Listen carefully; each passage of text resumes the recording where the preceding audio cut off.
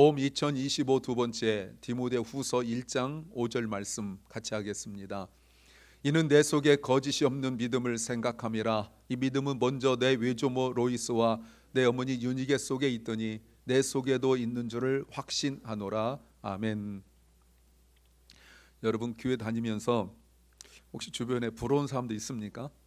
노래 잘하는 사람 부럽죠. 또 혹시 그럴 리는 없지만 혹시 목사가 부러운 적 있었습니까? 목사는 부러워하지 마십시오. 목사는 부러워하지 마십시오. 근데 저는 진짜 어릴 때부터 부러운 사람 하나 있었어요. 누구냐면 3대째, 4대째 신앙사 하시는 분들 진짜 부러웠어요. 잘 모르시겠지만 꼭 그런 건 아닙니다. 꼭 그런 건 아닌데 정말 큰 문제 없이 이렇게 순탄하게, 나름대로 힘들다고 말하지만 힘든 사람들이 볼 때는 별거 아닌 것, 이런 거 있거든요. 그렇게 순적하게 가는 분들을 보면 대부분, 다는 아닌데 대부분 어마어마한 죄를 저지르고 이러지 않는 한 그냥 가만히 있으면, 골프로 평타만 치면 잘 되는 분들은 3대 4대째 목사님들이 아무것도 안 해도 잘 되는 것 같아요. 그분은 제가 볼 때. 근데 저는 여러분 여러분 말씀드렸지만 집안 대대로 양가가 주류 집안이어가지고, 제가 목사 돼서 다행이지 제 혈중에 알코올 농도가 상당히 있을 거라 제가 생각을 하고 있습니다. 그거 이제 제때 다 끝났다고 생각되어지는데, 여러분, 그런데 오늘 본문의 디모데가 아마도 성경에, 아니요, 정확하게 성경에 기록된 유일한 3대째 신앙이에요. 어디에도 그런 게 없습니다. 유대교는 몇백 대 이렇게 되겠지만 기독교 신앙인으로서 3대째는 디모데밖에 없어요. 오늘 지금 그 얘기하고 있어요. 여러분, 2000년 전입니다. 2000년 전에 예수 그리스도를 구주로 믿는다는 것은 경제적으로, 사업으로, 가정으로, 관계 속에서 너무너무 힘든 일이었었어요. 그런데 당대의 한 사람만 믿어도 어마어마한 일에 외할머니, 어머니, 디모데까지 이르러서 이런 어마어마한 일이 일어난 거예요. 그 믿음의 특징이 근데 있습니다. 오늘 본문 5절 말씀에서 보시면 바울이 이는 내 속에 있는 거짓 없는 믿음, your sincere faith, 거짓 없는 믿음이 있다라고 말합니다. 근데 이 믿음이 디모데에게만 있는 것이 아니라 맨 먼저 누구에게? 외조모 로이스에게, 외할머니, 그리고 어머니 유니게에게 있는데 내 속에도 있다라고 말해요. 그러니까 디모데, 어머니, 할머니, 외할머니, 이 세 사람에 있어서 공통적인 것을, 성품을 말하지 않습니다. 은사를 말하지 않습니다. 뭘 말하냐면 믿음을 이야기하는데, 믿음 중에서도 거짓 없는 믿음, your sincere faith. 그러니까 영어로는 정확하게 표현하지 못했어요.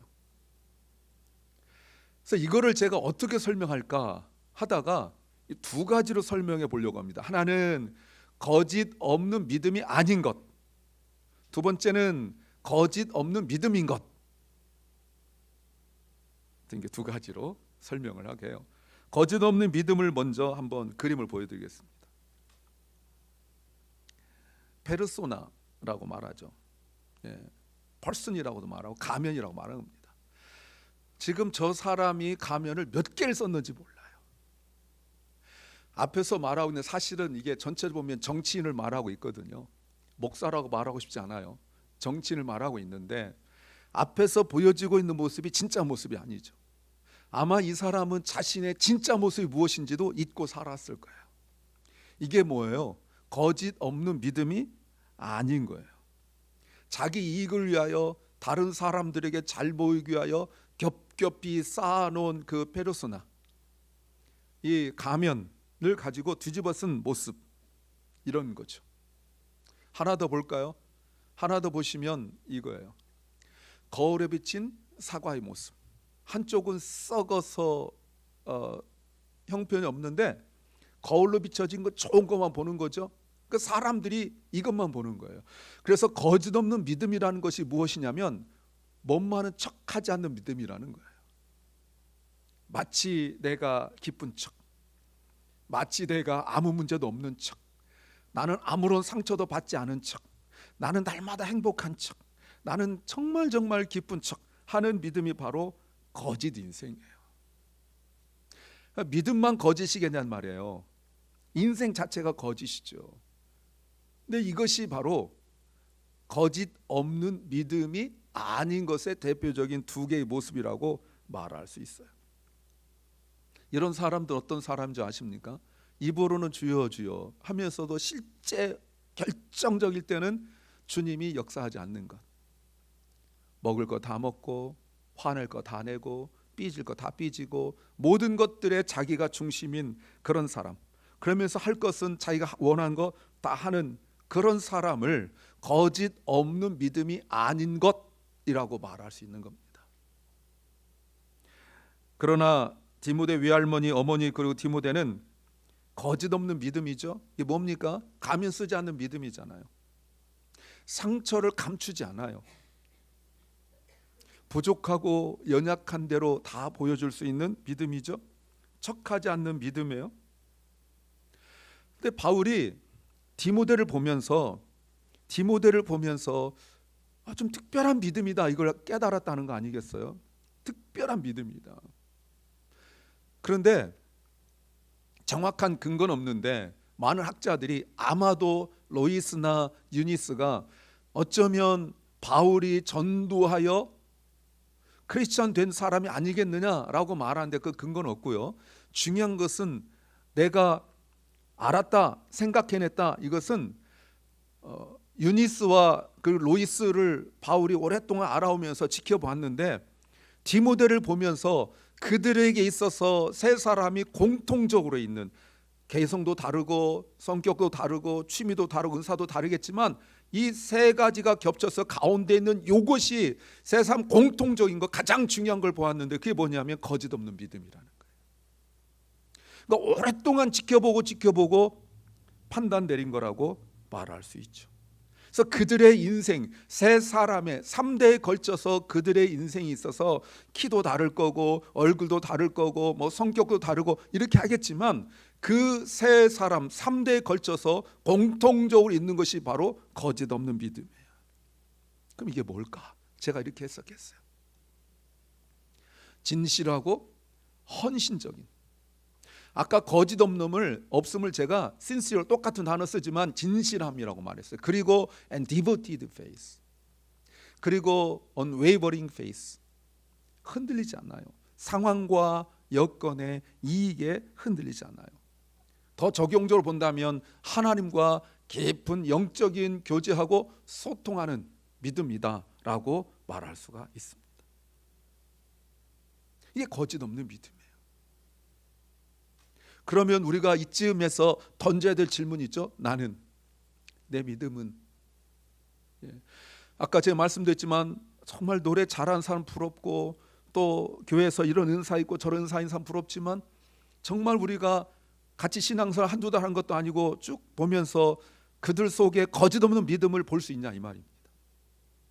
아, 저분은 저래, 뭐 저 집사님, 저 권사님, 뭐 장로님은 저래, 목사는 빼고요. 누구는 저래, 누구는 저래, 이렇게 우리가 쉽게 판단하고 이렇지만 그 속에 물론 부족한 것도 있고 아까 사과처럼 썩은 부분도 있고 뭐 이렇게 연약한 것도 있고 이렇지만 저 사람은 참 진실해, 정말 흔들림이 없어, 하나님과 깊이 영적 교제하는 사람이야 라는 걸 볼 수 있냐는 거예요.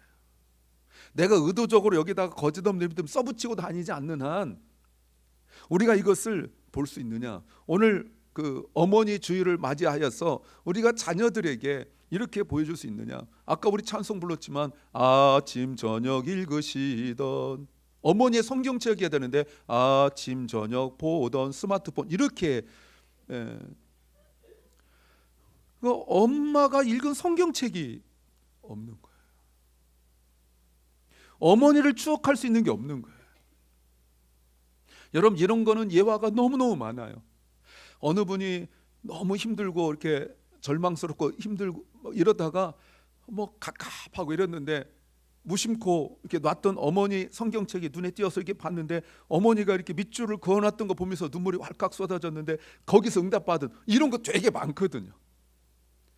굉장히 스마트폰 시대가 되어서 뭐 스마트폰으로 성경 읽었다라고 말하고 싶어요. 그렇게라도 했다라고 보고 싶지만 정말 우리 자녀들이 인생 일대 너무너무 힘들고 어려울 때 뭘 생각하고 해내겠어요? 예. 저는 못 봤지만 아침에 장로님 얘기하면서 조카분 이야기하는데 하도 한국에서 고개 쳐박고 휴대폰 들고 다니니까 옆에서 그 차도로 넘어가면 위험하니까 불을 켜놨다. 그게 어머니죠. 그게 어머니의 기도죠. 어머니의 눈물이죠. 한눈 팔고 다니고 영적으로 딴 세상 딴 거 바라보고 허황된 꿈을 꾸고 있을 때 그 어머니의 흘린 그 눈물 한 방울이 그 기도가 이런 놀라운 역사가 일어난 거다라고 말할 수 있어요. 사랑하는 여러분, 지금 이들이 살던 시대가 헬라 시대예요. 헬라는 이성이 지배하던 시대 아닙니까? 더군다나 예수 그리스도를 믿는 기독교에 대하여 야만 그리고 무식 이런 얘기들을 공공연하게 말할 정도였거든요. 그런데 그럴 때 저 사람 정말 잘 섬기는 사람이야. 이것도 대단한 칭찬이죠. 저 사람은 정말 헌금도 잘하고 저 사람은 정말 많은 일을 감당하는 사람이야. 이것도 굉장히 중요한 일이지만 그런데 바울이 본 것은 거짓 없는 믿음이었다는 것입니다. 오랫동안 바울이 아까 말씀드렸지만 지켜보면서 내린 결론이라고 말할 수 있죠. 대부분 자기 유익을 구하는, 요즘도 자기 유익을 구하는 신앙이 되고 많았잖아요. 샤머님적으로 내가 기도하면 응답 줘야 되고 하나님께서 내가 원하는 것들을 줘야 되고 마음에 걱정 근심도 없이 평안해야 되고 아프지도 않아야 되고 하는 그런 것들을 우리가 보잖아요. 내 속에서도 그런 거 있잖아요. 근데 바울이 본 것은 그런 것들이 아니에요. 이게 단순히 여러분 가정 분위기로 만들어졌다고 볼 수 없습니다. 왜냐하면 디모데의 아버지는 헬라인이에요. 예수 믿지 않던 사람이에요. 그런데 외할머니, 어머니가 기독교 신앙을 갖게 되었고 그들이 어떤 과정과 상황 속에 있었는지 모르지만 예수 그리스도와 인격적 만남을 갖게 되었고 예수 십자가를 통하여 자기 부인이 일어나면서 그들에게 있어서 경제적으로 부유했는지 이런 건 잘 모릅니다. 그들이 어떤 그 개성이 있는지 잘 모릅니다. 그러나 중요한 것은 예수 그리스도를 통하여 자기 부인에서 나오는 그 확실하고 분명한 믿음, 이것을 바울은 본 거죠. 예전에도 제가 이 내용을 이야기하면서 바울이 이 본문이 디모데를 가장 불허한 내용이다 이렇게 말할 수 있어요. 디모데 혼내고 앞뒤 보면 곧 나옵니다. 우리가 엊그저께 금요일 저녁에도 이 뒷부분 우리가 보셨지만 바울이 디모데에 대하여 혼내는 게 많아요. 너 이렇게 두려움이 많니? 너 이렇게 걱정이 많아? 몸도 약하고 막 이렇습니다. 그런데 바울이 디모데에게 딱 하나 부러운 것이 무엇이냐면 할머니, 어머니 그리고 디모데까지 이어지는 그 신앙의 그 믿음, 거짓 없는 믿음이었었어요. 사실 바울은 그런 집안의 가정이 아니었잖아요. 바울이 주님 만나기 전에 성격이 난폭하고 믿음으로 산다 하면서 교회를 힘들게 하고 그런 사람이었잖아요. 디모데는 자기 비하여 성격이 전혀 반대예요. 소심하고 부드럽고 앞에 또 보면 바울이 하고 헤어질 때 울고 바울이 감옥에 가 있다고 바울은 쌩쌩한데 자기가 낙심하고 이렇고 위장병이 있어서 너 포도주를 약으로 먹어라 이럴 정도였고 그냥 막 바울은 디모데에 대한 걱정이 되게 많아요. 그래서 우리가 이제 물어봐야 되죠. 그럼 도대체 디모데는 어떻게 외할머니, 어머니를 계속 이어지는 그런 진실한 믿음, 거짓 없는 믿음을 갖게 되었을까? 뭐 척하는 믿음이 아니라 정말 부족한 대로 드러내놓고 자기 자신을 가면 씌우는 그런 믿음이 아닌 믿음을 갖게 되었을까? 성경이 우리에게 주는 그 대답은 단 한 가지예요. 3장 15절 말씀 같이 읽겠습니다. 시작. 또 내가 어려서부터 성경을 알았나니 성경은 능히 너로 하여금 그리스도 예수 안에 있는 믿음으로 말미암아 구원에 이르는 지혜가 있게 하느니라.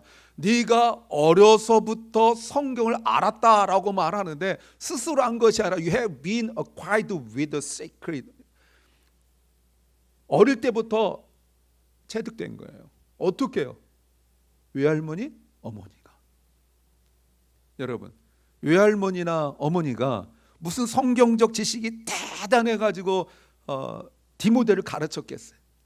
이 원래 원어 의미는 이런 거란다 이렇게 가르쳤을까요?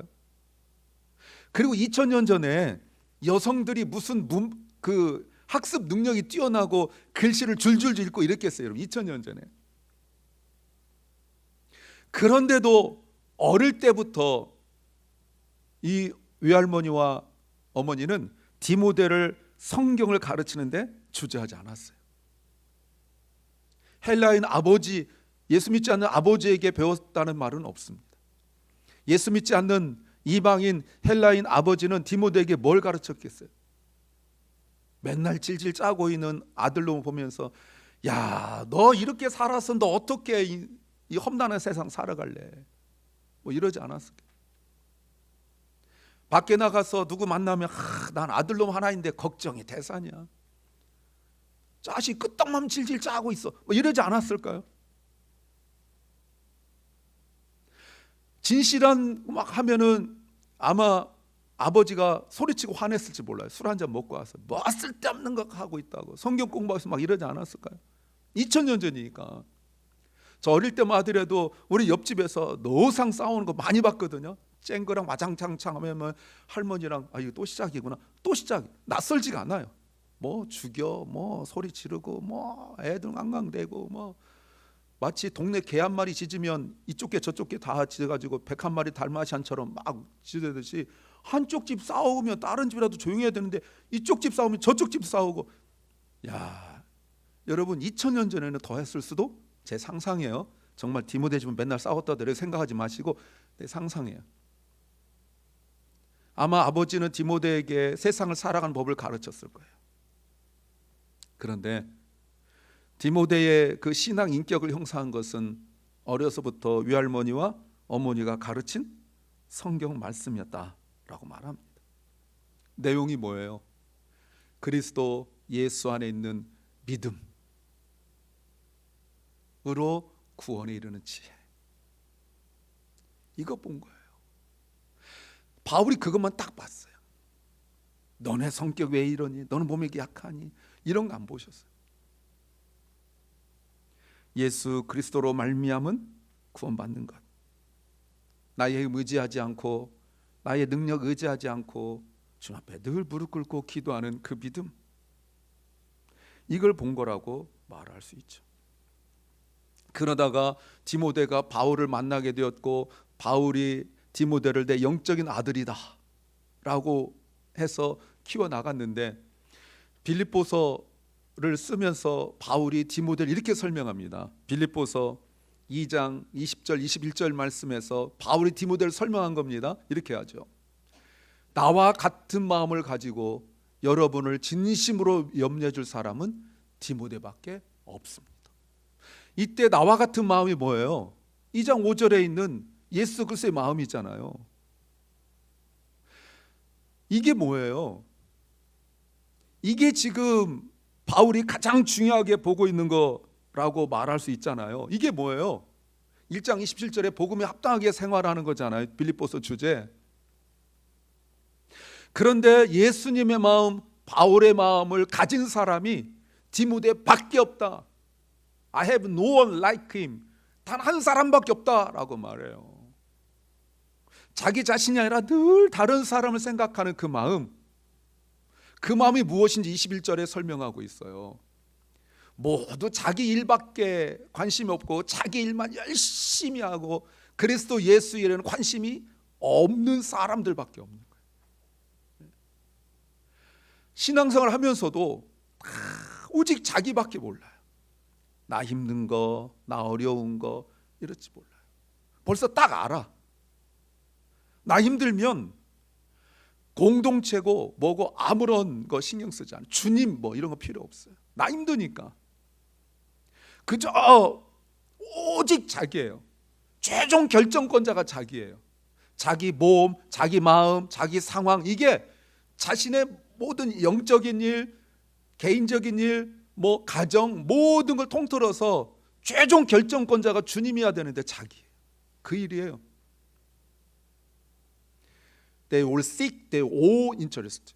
자기들의 이익, 자기들의 관심, 자기들에게 유익, 이것만 신경 쓰는 거예요. 예수 그리스도의 이익, 예수 그리스도께서 원하신 것은 신경도 쓰지 않는다는 거예요. 바울이 디모데를 볼 때 외할머니, 어머니 디모데 속에 있는 거짓 없는 믿음을 보았는데, 가까이서 지내고 보니까 디모데의 마음은 내 마음이구나.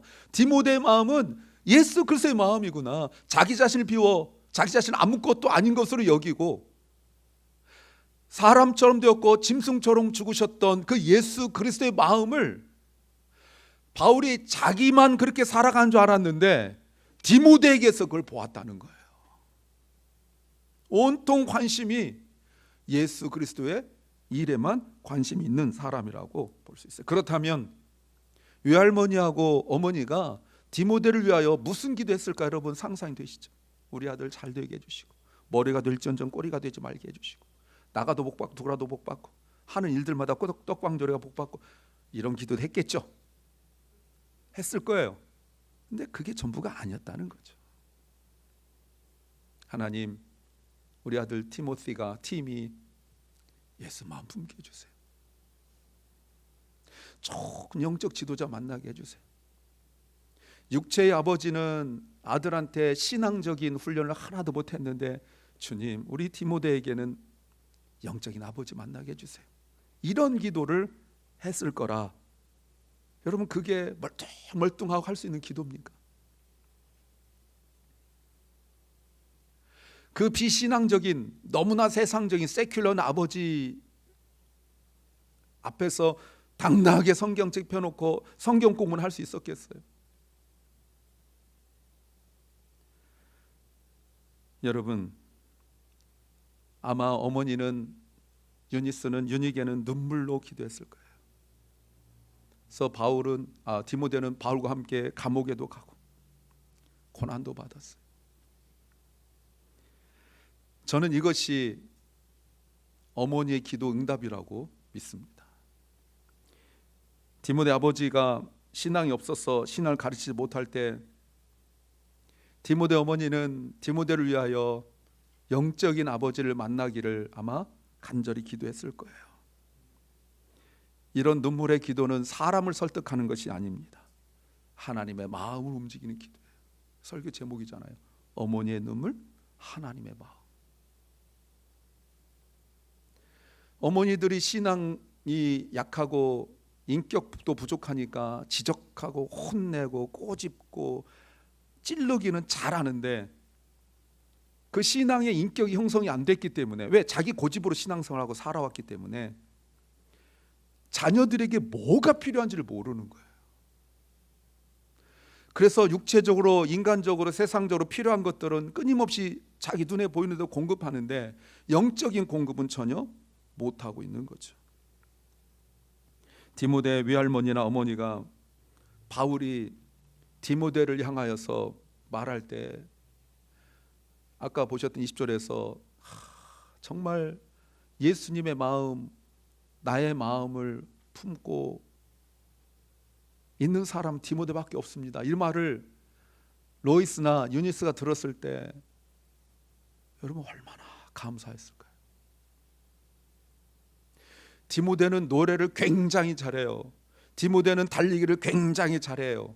이런 말보다 디모데는 예수님의 마음을 품었어요 라는 말을 그 기도하는 외할머니와 기도하는 엄마가 들었을 때 얼마나 감사했을까요? 바울과 함께 고난받고 감옥에도 가고 할 때 걱정되고 염려하지만, 그래서 바울의 안전과 디모데의 안전을 위하여 기도할 때 그 눈물이 하나님의 마음을 움직였을 것으로 믿습니다. 사랑하는 주님의 성도 여러분, 우리는 다시 한번 이제 일어서야 될 때가 되었어요.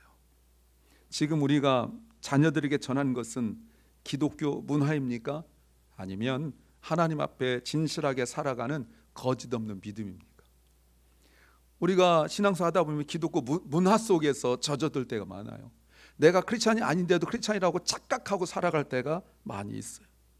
근데 바울이 디모데에게서 보았던 그 거짓 없는 믿음이, 생각해 보니까 바울의 디모데 엄마에게도, 디모데 할머니, 외할머니에게도 다 보았던 그 거짓 없는 믿음을 보았다는 거죠. 물론 어느 날 갑자기 생긴 것은 결코 아니죠.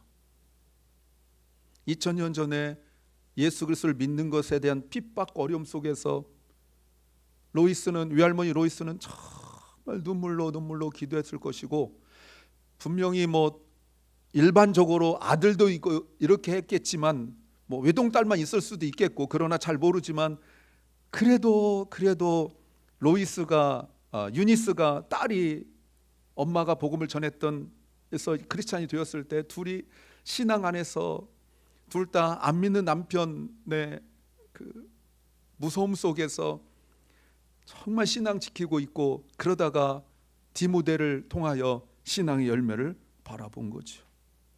이것이 단순한 경건한 분위 속에 생긴 것은 아닙니다. 이것은 자기 중심을 부인하고 하나님의 주권 앞에 항복한 신앙의 열매다라고 말할 수 있는 거예요. 이게 거짓 없는 믿음이에요. 그래서 디모데는 외할머니와 어머니 속에서 기도하는 것만 본 것이 아니라 자기 중심을 끊임없이 부인해가면서 하나님의 주권 앞에 항복한, 여러분 제가 지난 말씀드렸죠. 하나님의 주권 앞에 항복한 게 뭐라고요? 이게 회개예요. C.S. 루이스가 말하기를, 회개는 하나님 앞에서 무장해제하는 거고, 하나님 앞에서 무기를 내놓는 거고, 하나님 앞에서 항복하는 것이 회개예요. 여러분, 항복하고 난 뒤에 전쟁에서 항복했는데 또 내가 똑같은 짓 저지르면 그거는 반항이에요. 반역이에요. 그건 죽임을 당해야 돼요. 그러니까 회개가 내가 잘못했다고 리펜트하는 정도로만 생각하기 때문에, 뉘우치는 정도로만 생각하기 때문에 이 진정한 의미를 모르는 거예요. 내가 무기를 내려놓고 다시는 내가 하나님을 향하여 무기를 들지 않겠습니다. 그 무기가 뭐예요? self-centered예요. 이게 무기예요. 이걸 내려놓아야 돼요. 이게 회개예요. 그렇게 해서 맺어진 열매라고 말할 수 있습니다. 아까 말씀드렸지만 디모데는 육체적으로도 약한 사람이었고, 감정적으로도 약한 사람이었고, 자아가 굉장히 약한 사람이었어요. 그러나 그의 믿음에는 한 가지 확실한 것은 거짓이 없었어요. 겉으로 드러난 외적인 것에 대해서는 약하고 내세울 것도 없는 사람이었지만 그 내적인 신앙은 누구보다도 견고했고 흔들림이 없었어요. 바울은 그것을 보았죠. 그래서 아까 말씀드린 것처럼 나와 같은 마음을 가진 사람은 디모데밖에 없다. 여러분, 이것의 마음을 압니까? 마음이 통하면요, 나이 관계없이 속마음을 다 이야기할 수 있어요. 바울은 다른 사람들이 자기 유익을 구할 때 그리스도 유익을 구하면서 외로웠을 거예요. 그러다가 디모데를 만난 거죠. 근데 디모데가 그렇게 하더라는 거 아니겠어요? 이것이 바로 눈물 속에서, 말씀 앞에서, 기도 가운데 다듬어진 인격이라고 말할 수 있습니다. 그래서 바울은 디모데에게서 하나님의 사람의 형상을 본 거죠. 잘 다듬어진 그 인격. 디모데는 어머니의 그 무릎, 어머니의 눈물, 자신을 감추지 않는 거짓 없는 그 믿음, 세상의 가치와 타협하지 않는 그 영혼의 싸움이 있었다라고 말할 수 있습니다. 사랑하는 어머니 여러분, 눈물의 기도는 하나님의 마음 움직이는 간구이고 하나님께서 다음 세대를 준비하는 방식이에요. 예전보다 지금이 문화가, 과학이 뒤떨어져서 예배가 약해진 것 아닙니다. 눈물의 기도가 사라졌기 때문이라고 말할 수 있습니다.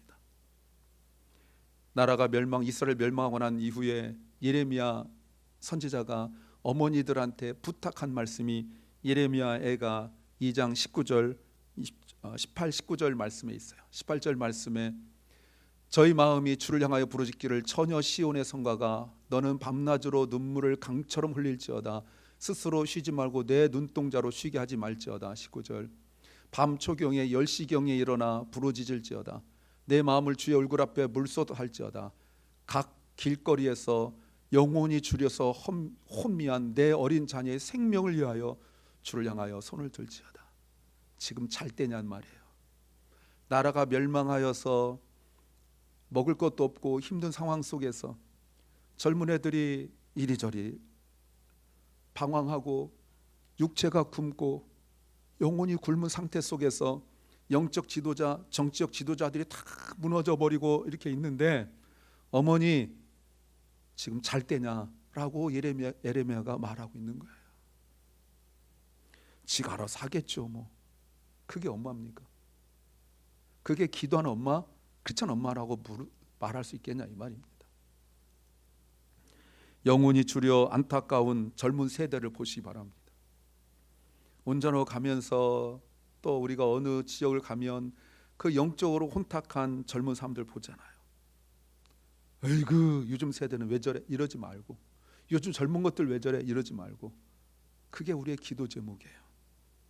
그래서 그들이 회복될 수 있는 것은 바울 같은 영적 지도자를 만나는 것입니다. 자녀의 성공보다 더 중요한 것, 자녀의 안전보다 더 중요한 것, 바로 하나님을 향한 진실한 믿음인 줄로 믿습니다. 자녀들이 고난받지 않기를 기도하십시오. 그러나 더 중요한 것은 그 고난을 통하여 하나님의 사람으로 다듬어지는 자리가 되기를 기도하십시오. 거짓 없는 믿음을 가진 디모데 세대가 일어나기를 기도하시기 바랍니다. 눈물을 멈추지 마십시오. 그 눈물이 바로 하나님의 뜻을 이루는 눈물이 될 것이고 그 눈물이 디모데 세대를 준비하는 줄로 믿습니다. 이 준비하는 축복의 자리에 여러분을 초대합니다.